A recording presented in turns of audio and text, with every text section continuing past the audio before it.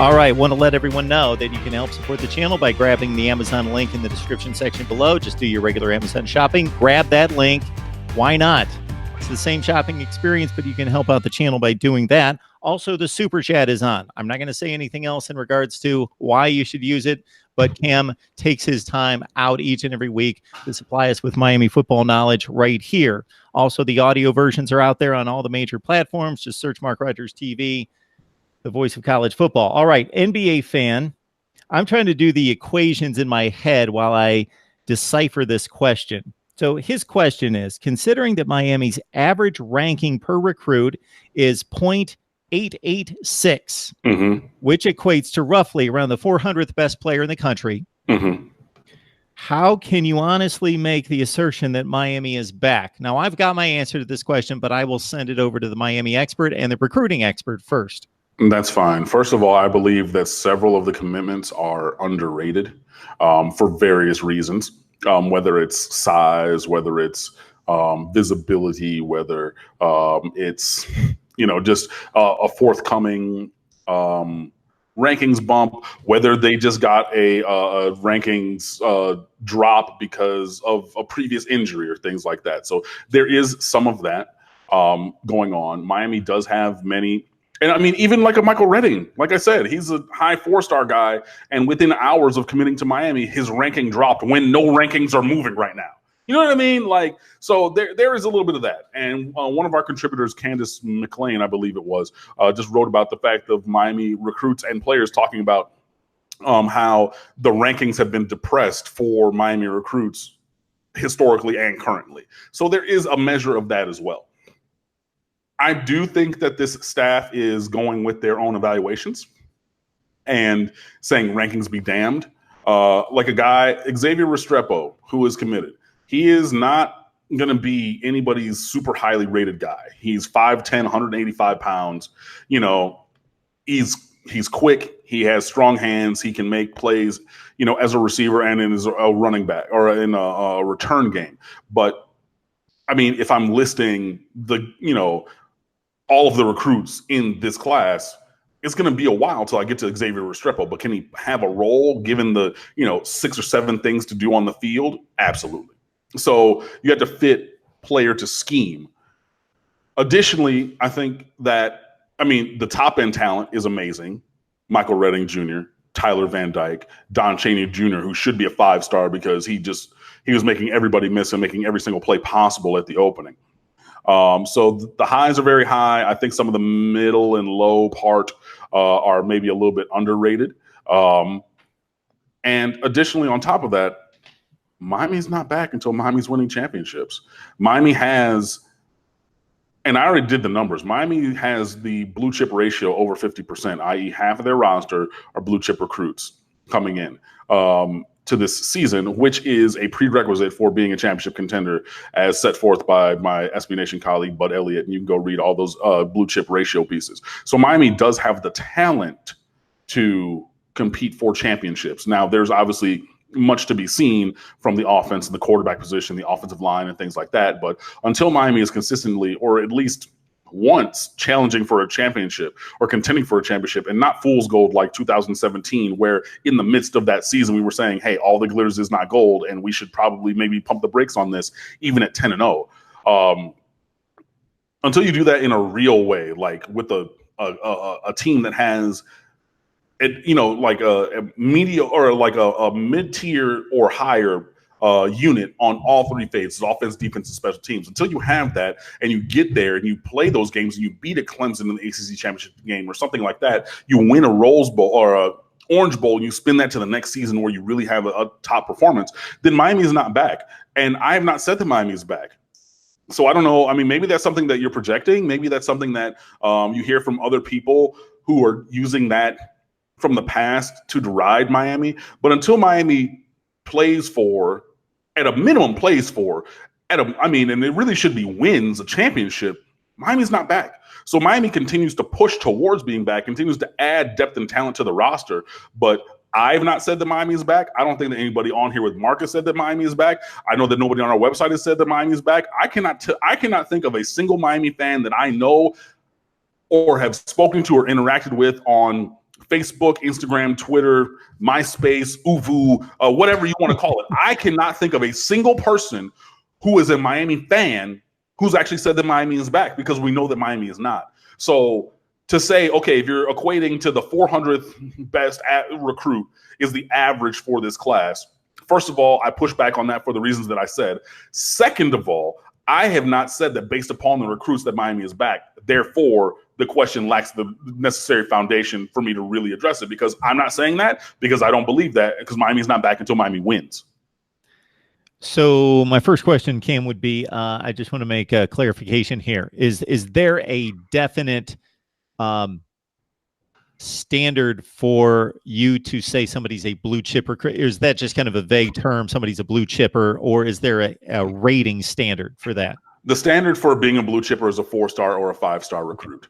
Now, where this gets nebulous is there are multiple ratings different recruiting outlets. So you have Scout. Well, Scout.com just got absorbed into 247 last year, so they're not by themselves. But it was Scout, Rivals, ESPN, 247. Maybe you have a different thing. Oh my God, what? I'll have to call him later, whatever. No, I know why he's calling me, but I can't take that right now. But yeah, so you have multiple different outlets that you can lean on, and they do their own proprietary rankings. So, Romello Height is a 4-star on Rivals, but a 4-star D-end on Rivals, but a 3-star outside linebacker on 247. So which do you go with? Me, myself, personally, I go with the 247 composite. Now, I don't know what the composite algorithm is, like what percentage of all of the different ratings they use. But I know that the 247 composite takes into account all the different ratings systems, puts it together. I don't know if it's a 2-to-1, 247 to everybody else. I don't know what the ratio or the algorithm is, but they put them all together and then they come up with the composite ranking. But it does use all of the different services that are out there into the formula. So that's the one that I use, and I don't jump around. So I always reference that one, because now since that's the thing that I've used as my point of comparison since 2013. Now we're talking about 6 years of consistency of, okay, we're talking about the composite. I've not jumped around and said, okay, this player, I'm going to say ESPN because they're higher, or this word. No, I use the one that's the baseline. But the baseline for being a blue chip recruit is you are a 4-star or a 5-star rated player. And you can look into the numbers. I forget what the actual cutoff is for a 4-star on the 0.89 or 890 or whatever it is. But yeah, so that's it. So if you're a blue chip, then you're a 4-star or a 5-star recruit. And like I said, I use the 247 Sports Composite, which takes a little bit from everybody and puts it together and comes up with it. Mark Rogers TV, the voice of college football. This is your Miami Football Hour each and every week right here. And you know that in addition to this, I pump out tons of Miami content all over the place, in addition to what we get here from Cam. And also, I chop this up into segments. So if you join our Miami channel, you can specifically say, I want Cam's take on recruiting. I want Cam's take on the offensive tackle position, whatever, because we edit those down to 5 and 7 minute segments over there. So you can help support the channel. The Amazon link is in the description section below. So just to clarify something that you said about the bias against Miami's recruiting status right now, I want to make sure I understand this. So when I see a recruiting ranking next to Wisconsin or Michigan State, I trust the program and the coach there, because those teams are consistently 40th, 35th, but Mark D'Antonio is churning out top 10 teams for 6 or 7 straight years. It's just, he's got a great program, and they've fallen off a little bit in the last 3 years, but Wisconsin's done that for years, where they're not wowing anybody in the recruiting numbers, but they've got a top 10 or 15 team every year. On the other side, we've seen USC in the top 10 or 15, and they've fallen off. And Texas, until just recently, had a bad run despite great recruiting classes. So do you think this is a intentional bias against Miami, or just this particular class and ranking of athlete isn't what you think it should be for whatever reason? No, it's intentional and it's systematic. It's been over it for years. We've talked about the South Florida 3-star would be, 5-star elsewhere, or, comparative players, who are 3 stars from South Florida or Miami or Fort Lauderdale, excuse me, just because you can't have all 4 stars from down here, even though those guys do go on to have success because of numbers and ratings. You can't have all these top tier recruits in South Florida, but it'll skew the numbers for the states versus kind of other things. So I think that there's that, and it's been seen. Like, I've seen it too many times. Once is an accident, twice is a trend, 3 times is evidence, but we're in the hundreds of times that this has happened with guys who have committed to Miami. I mean, whether it is now with Michael Redding, it being 6 hours from when he committed to when his ranking dropped, because I was actually here at my house when he committed. Now, and the funny thing with Michael Redding that I did not talk about before, he checked in at the opening. Like at the, they go in, they check in, there's like a media scrum and everything, blah, blah, blah. And he was asked directly, he said, "Hey, how's your recruiting going?" He said, "I don't know. I'm conflicted. It's probably going to go for a while. I don't know what I'm going to do." He called Miami, or spoke to Taylor Stubblefield and Manny Diaz, the wide receivers coach and the head coach, and committed to Miami 30 minutes later after he had told people in public with other people around that he was not going to commit anywhere. So that was crazy that I was there for that. And then, I wrote the piece, the Welcome to the U piece right then at that time. I had the rankings in there because I went to the website and I saw that. And then not 6 hours later, I go back and people are putting up screenshots of how his ranking dropped when nobody's doing anything and no rankings are being altered. So, I mean, that's just one thing. And that is kind of one of the more egregious instances thereof. But I mean, whether it's, a little drop in a week and a little bit of more drop in a month and a little bit more, later. But I mean, we've seen this far too many times from far too many guys that have committed to Miami for it to be by happenstance. I don't believe that to be true. And the converse is true also, because if you commit to Alabama, you're going to get a 4-star, period. I mean, T.L. Jones-Bell, very good wide receiver from Miami, Carroll City. He was a 3-star for everybody. Now, I mean, I've seen T.L. Jones-Bell play. I taught his younger brother, matter of fact, this past year. And then he told me, he goes, "No, my brother's going to go to Alabama." I said, "Okay, I don't need to, worry about it anymore." But many people down here said, "Yo, that kid is a 4-star. That kid should be ranked way higher." Miami was trying to push for him at a time, whatever. Nah, he's a 3-star. Nothing's going to happen. He commits to Alabama. What happens? 4-star, a week or 2 weeks later. It happens. And I mean, it does happen in Miami's favor. Zion Nelson was a 2-star recruit committed to Appalachian State, the left tackle who was a true freshman battling to be the starting left tackle. He commits to Miami. All of a sudden, he's a 3-star.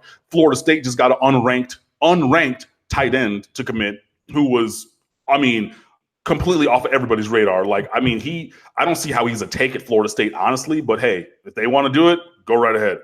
But I mean, they bumped him up to a mid-tier 3-star, sight unseen. And I know the writer who did it, and everything. He said, "Yeah, I'm not going to let an unranked kid be committed to Florida State. I'm going to go in there and I'm going to talk to everybody and I'm going to alter the rankings." So to bump a kid to a 3-star, that's one thing. But I mean, but you're also bumping great kids who are committed to Miami down 3 stars, and that doesn't make any kind of sense. And I mean, like I said, this is not just this year. This is not just this player. This is not just this time. We've seen it time and time and time again. And I know people are sick of me talking about it, sick of me tweeting about it. And I mean, just because there's so many people, and we'll see it and we'll screenshot it and just put it up there and be like, "Yo, you see this?" It is not. It happens far too often for it to be by happenstance. That's all I can say. There's way too much evidence to the contrary. So I can understand it to a certain degree. Sometimes you'll hear there's some amazing player in Rhode Island, and he by far is the best player in that state, and he's difficult to evaluate, but he's a 4-star. And if you know anything about the level of high school football in some states like a Rhode Island, that's just unheard of. There's a 4-star every 5 years or whatever it is.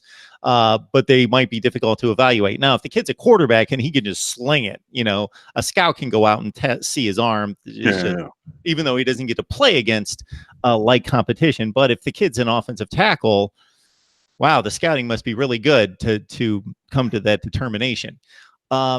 So what you're telling me is, let's say we're watching a Major League Football.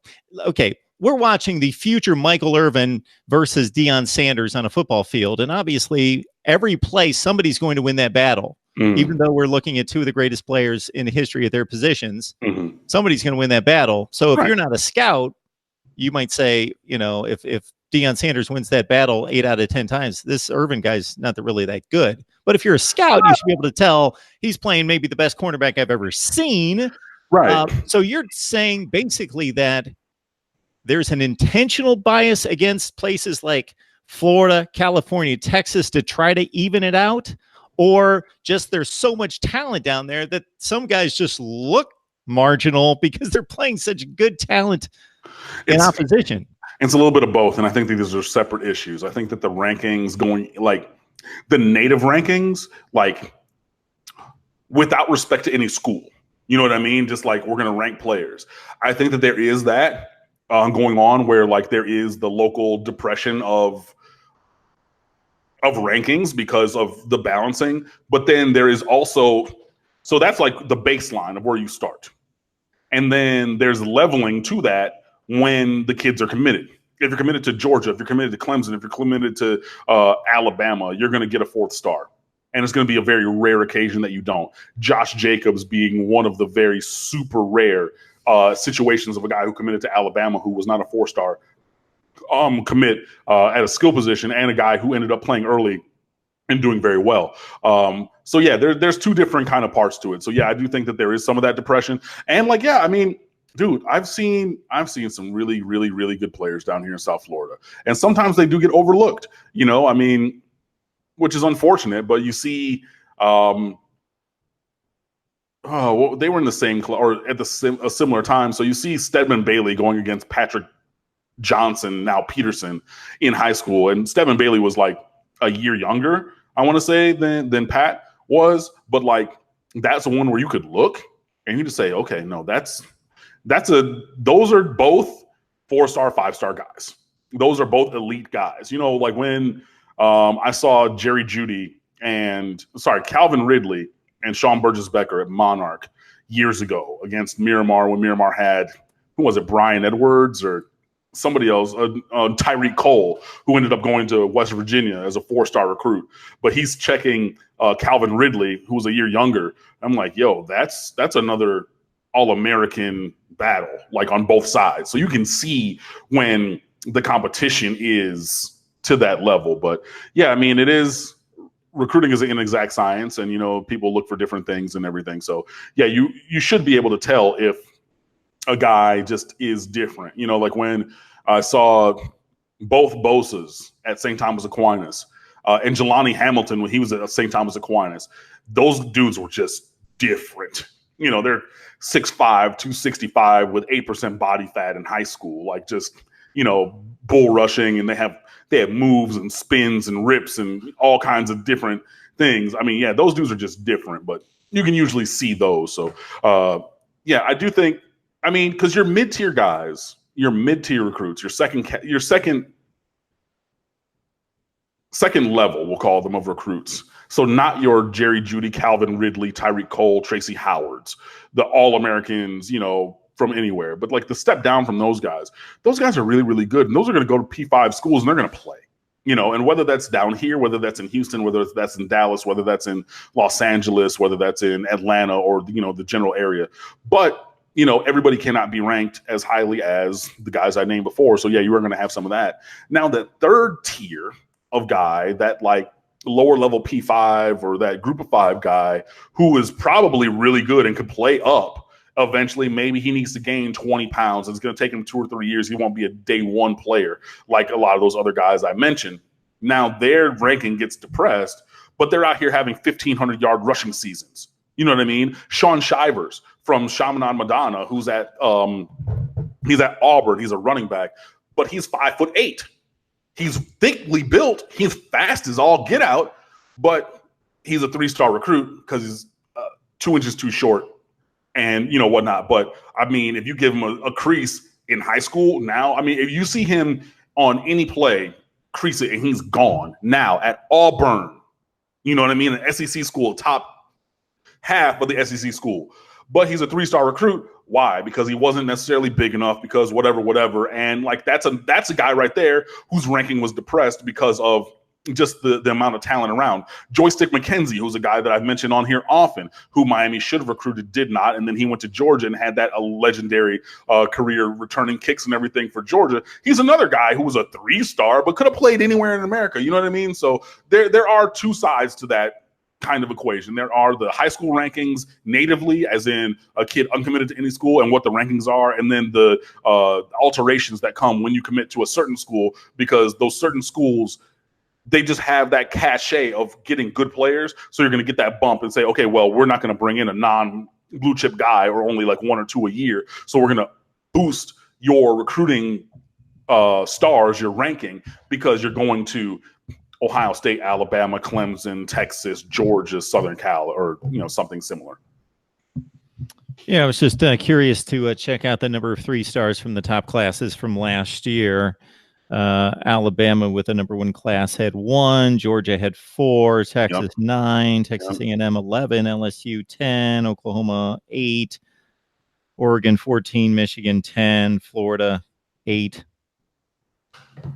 See where Miami. I mean, they're going to be out there. I mean, and 3 stars, everybody wants to like look down on them, but those are good players. And again, maybe those are a guy who doesn't play day 1, but really, takes a red shirt, has a rotation role as a redshirt freshman, and then year 3 as a redshirt sophomore, he steps into a starting role. Whereas your 5-star, like a Jerry Jeudy, comes in day 1 and is the number 1 receiver for Alabama. That's like the kind of line of demarcation of the difference between like your 5 stars and your 3 stars, because the 3 stars are going to be good players. 3 stars are going to be the foundation, or, not necessarily the foundation, but they're going to be a big part of any roster in football. But yeah.